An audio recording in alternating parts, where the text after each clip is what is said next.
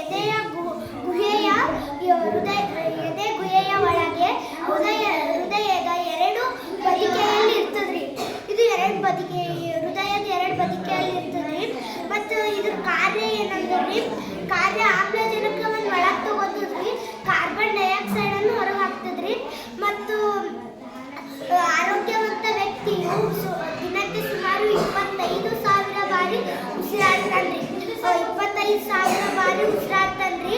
ಮತ್ತು ಇದ್ರದ್ದು ಬರುವ ರೋಗಗಳು ಅಂದ್ರೆ ಅಸ್ತಮ ರೋಗ ಬರ್ತದ್ರಿ ಮತ್ತು ಕ್ಯಾನ್ಸರ್ ಬರ್ತದ್ರಿ.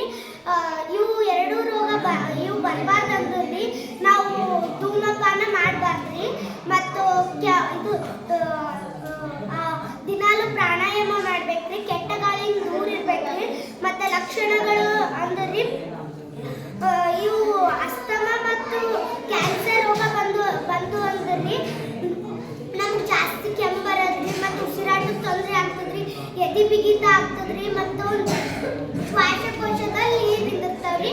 ಇಷ್ಟು ಶ್ವಾಸಕೋಶದ ಬಗ್ಗೆ.